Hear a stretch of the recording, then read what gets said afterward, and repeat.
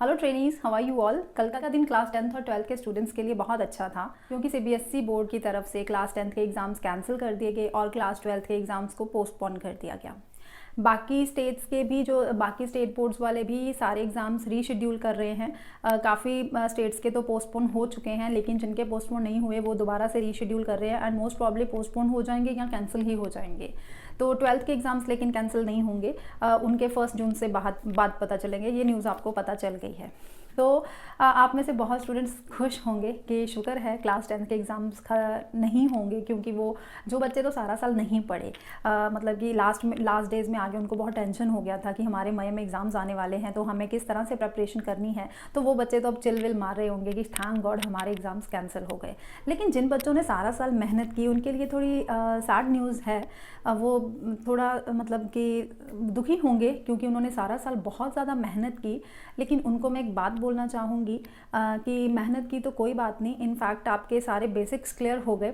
आपको +1 में पढ़ने में इतनी दिक्कत नहीं आएगी। 10th में आपने अच्छे से अपना स्टैंड बना लिया है कि आपको दुखी होने की कोई ज़रूरत नहीं है। ये जो टॉप करना है ये टॉप या आप +2 में भी कर सकते हैं, लेकिन हेल्थ पहले ज़रूरी है सबके लिए। तो क्योंकि हैशटैग जैसे कैंसिल बोर्ड एग्ज़ाम 2021 बहुत ट्वीट किया गया, उसी तरह से हर जगह पे ये भी लिखा गया है कि जान है तो जहान है। तो आपकी जान, आपकी हेल्थ सबसे ज़्यादा इंपॉर्टेंट है, इसीलिए बोर्ड सीबीएसई बोर्ड ने एग्ज़ाम्स को कैंसिल किया। तो आप उनके भी पॉइंट ऑफ व्यू को समझिए। दुखी होने की कोई बात नहीं। टॉप आप क्लास 12th में भी कर सकते हैं, उसके बाद हायर स्टडीज़ पर भी कर सकते हैं, ठीक है। तो इसलिए अब आप भी चिल ही करें। है कि 10th वाले सारे स्टूडेंट्स के मन में यही चिंता बैठ गई है कि ये एक ऑब्जेक्टिव क्राइटेरिया क्या है। जो मेन मेरा आज इस वीडियो का मुद्दा है वो यही आपको क्लियर करने का है कि ऑब्जेक्टिव क्राइटेरिया क्या है। बहुत सारे कमेंट्स मुझे आए कि क्या मैम ये ऑब्जेक्टिव टाइप हमारा कोई टेस्ट होगा या हमें फिर से कुछ और पढ़ना पड़ेगा। तो प्लीज़ हमारी ये कन्फ्यूजन को दूर कीजिए कि ये ऑब्जेक्टिव क्राइटेरिया है क्या। तो इसीलिए मैं आपको आज इस वीडियो में यही बताने वाली हूँ, तो वीडियो को एंड तक ज़रूर देखिएगा।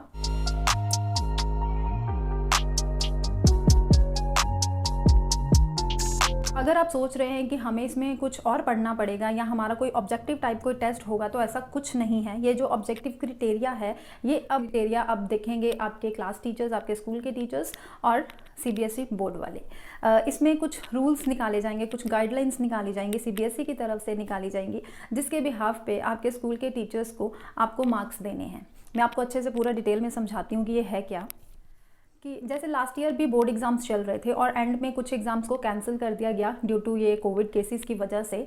तो वो भी एग्ज़ाम्स जब कैंसिल हुए तो बहुत सोचा कि ये एग्ज़ाम्स बाद में लिए जाएं, लेकिन जैसे पूरा साल वो केसेस नीचे, उसका ग्राफ नीचे ही नहीं आया, तो लास्ट में उन एग्ज़ाम्स को कैंसिल ही करना पड़ा। और तब उन्होंने क्या किया बोर्ड वालों ने कि उसके जो इंटरनल असेसमेंट के बिहाफ पर प्रोजेक्ट वर्क या प्रैक्टिकल्स के बिहाफ पर उन बच्चों को मार्क्स देकर प्रमोट कर दिया गया।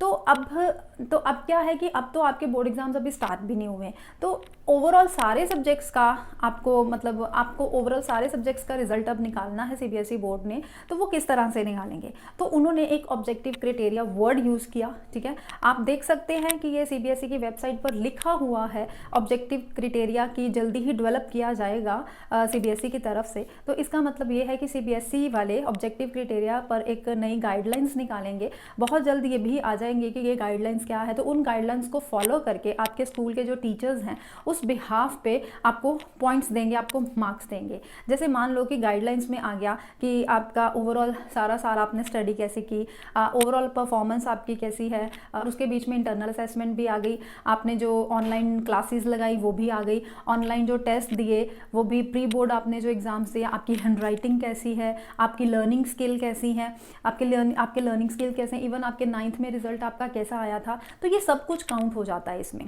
तो अभी गाइडलाइंस तो नहीं आई सीबीएसई की बोर्ड की तरफ से, लेकिन जैसे ही गाइडलाइंस आएगी उसके ऊपर भी मैं वीडियो ज़रूर बना दूंगी ताकि आपको पता चल जाए कि जो हमारे मार्क्स ये लगने वाले हैं 10th में, ये किस बिहाफ पे लगने वाले हैं। इस चीज़ का आपको पता होना बहुत ज़्यादा ज़रूरी है। लेकिन मोस्ट प्रॉब्ली ऐसा ही कुछ होगा कि ऐसे ही गाइडलाइंस वो निकालेंगे कि इन बिहाफ पे इन पॉइंट्स को ध्यान में रखते हुए टीचर ने आपका रिजल्ट निकालना है। तो बेसिकली होगा क्या कि अब आपके जो स्कूल के टीचर्स हैं वही आपका रिजल्ट तैयार करेंगे। तो सीबीएसई बोर्ड ने ये भी कहा है कि इस क्राइटेरिया से किसी भी स्टूडेंट का कोई नुकसान नहीं होना चाहिए। ये जो रिजल्ट निकलेगा ये हर स्टूडेंट के हक में ही निकलेगा। साथ में उन्होंने ये भी लाइन मेंशन की है कि इन केस अगर इस रिजल्ट से कोई बच्चा सेटिस्फाइड नहीं होता, वो चाहता कि मैं एग्जाम्स देके इससे अच्छा बेटर परफॉर्म कर सकता था, तो उसको एक मौका दिया जाएगा कि वो अपने हक में बोल सके कि मुझे एग्जाम्स देने हैं, तो उनको टाइम मिलेगा। जैसे ही ये कोविड केसेस के ग्राफ जो नीचे आएगा, जैसे केसेस कम होने स्टार्ट होंगे, तो जैसे 12th के एग्जाम्स होंगे, हो सकता है तब आप लोगों को भी टाइम दिया जाए, आप लोगों को भी डेट्स दे दी जाए कि जो बच्चे एग्जाम्स देना चाहते हैं, जो इस रिजल्ट से सेटिस्फाई नहीं हैं, तो वो आगे आके एग्जाम्स में बैठ सकते हैं, अपना एग्जाम दे सकते हैं। तो अभी उसके लिए तो टाइम है, लेकिन अभी तो फिलहाल में यही ऑब्जेक्टिव क्राइटेरिया निकलेगा, उसी के बिहाफ पे आपको मार्क्स मिलेंगे। सिर्फ वही बच्चे एग्जाम्स में बैठ पाएंगे जो इस रिजल्ट के हक में नहीं होंगे, जिनको ये रिजल्ट पसंद नहीं आएगा कि हमारे मार्क्स इससे अच्छे हो सकते थे। तो यही होता है ऑब्जेक्टिव क्राइटेरिया जो मैं आपके साथ शेयर करना चाहती थी। अब आप लोग 2-3 दिन चिलविल करो, रेस्ट करो, गप्पे मारो, अपने फ्रेंड्स के साथ टाइम बिताओ, अपने फ्रेंड्स के साथ घूमने मत जाओ क्योंकि केसेस बहुत ज़्यादा बढ़ रहे हैं। घर पे बैठो, फ़ोन पे उनसे बात कर लो, ऑनलाइन उनको मिल लो, ऑनलाइन पार्टी वार्टी कर लो, तो अपने भाई बहन के साथ बैठ के बातें करो। लेकिन उसके बाद बच्चा अब 11th क्लास के बारे में सोचो, क्योंकि अब आपके एग्जाम्स कैंसिल हो गए, तो इसका मतलब ये नहीं कि ये 3-4 मंथ्स आप ऐसे ही वेस्ट कर दो जब तक आपका रिजल्ट नहीं आता। रिजल्ट तो अब आ ही जाएगा, आप लोगों के हक में ही आएगा, अच्छा ही आएगा। लेकिन अब आप 11th क्लास के बारे में सोचें कि अब आगे आपको क्या करना है। तो आप में से जितने भी बच्चे आज ये वीडियो देखेंगे, जितने नंबर ऑफ व्यूज़ मुझे इस वीडियो पर आएंगे, उतने ही नंबर ऑफ कमेंट्स मुझे आने चाहिए। हर कमेंट, हर बच्चा जो ये वीडियो देख रहा है, वो हर बच्चा मुझे कमेंट करके बताएगा कि वो आगे किस स्ट्रीम को लेने वाला है। +1 में आपने पीसीएम को चूज़ करना है, पीसीएम मीन्स की फिजिक्स, केमिस्ट्री और मैथ्स। पीसीबी चूज़ करना है, फिजिक्स, केमिस्ट्री, बायो। पीसीएमबीयू चूज़ करना है, फिजिक्स, केमिस्ट्री, मैथ्स, बायो। और कॉमर्स लेना है, आर्ट्स, ह्यूमैनिटीज़, जो भी आपको स्ट्रीम लेना है वो मुझे कमेंट बॉक्स में लिखिए। जिस स्ट्रीम पर नंबर ऑफ स्टूडेंट्स के ज़्यादा कमेंट्स होंगे, उसी स्ट्रीम के सब्जेक्ट्स की क्लासेस इस चैनल पर लेके आई जाएंगी। तो जल्दी से मुझे कमेंट करिए, हर एक बच्चे का कमेंट आना चाहिए। 1-2 दिन है आपके पास, आप सोच लीजिए कि अब आपको आगे क्या ऑप्ट करना है, आपको आगे जाके क्या बनना है, उसी के अकॉर्डिंग आप अपने सब्जेक्ट्स को चूज़ कीजिए। क्योंकि 2-3 डेज बहुत होते हैं रेस्ट करने के लिए, अपने फ्रेंड्स के साथ गप्पे मारने के लिए, अपनी फैमिली के साथ टाइम स्पेंड करने के लिए। उसके बाद आप अगेन ट्रैक पे आ जाएँ, +1 की बुक्स को लीजिए और आगे पढ़ना स्टार्ट कर दीजिए। क्योंकि अब स्कूल तो लगने से रहे, अभी तो स्कूल भी बंद हैं, तो यूट्यूब तो एक बहुत बड़ा सोर्स है आप लोगों के लिए, जहाँ से आप अपनी क्लासेस लगा सकते हैं। तो आप वहाँ पर जाइए, जो भी आपको स्ट्रीम चूज़ करना है मुझे कमेंट बॉक्स में लिखिए। तो मैं अब मुझे ये भी बच्चे कमेंट करते हैं कि मैम अब 10th के तो एग्जाम्स कैंसिल हो गए, अब आप अपने चैनल पर क्या पढ़ाओगे। अब यार बच्चों, 10th के एग्जाम्स ही कैंसिल हुए हैं तो इसमें कौन सी बड़ी बात है। मेरे पास वो भी सब्सक्राइबर्स हैं जो बच्चे अभी 10th में हुए हैं, तो उनको भी तो पढ़ना है, उनके तो कोई एग्जाम्स नहीं कैंसिल हो गए, उनका तो इवन की सिलेबस भी नहीं रिड्यूस हुआ, उनको तो फुल बुक करनी है। तो उनके लिए मैं वीडियोज़ लेकर आऊँगी, आपके लिए वीडियोज़ लेकर आऊँगी जो आप +1 में होने वाले हो, इनफैक्ट हो ही चुके हो। अब आप ये समझो कि आप लोग +1 में हो गए हो, तो आपके लिए वो वीडियोस आएंगी। +1 जो बच्चे +1 में मैथ्स रखना चाहते हैं उनके लिए मैं चैप्टर्स लेकर आऊँगी,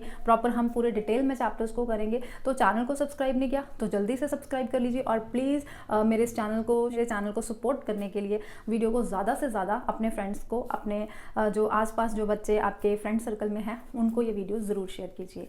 तो मिलते हैं नेक्स्ट वीडियो में, तब तक के लिए bye bye and take care.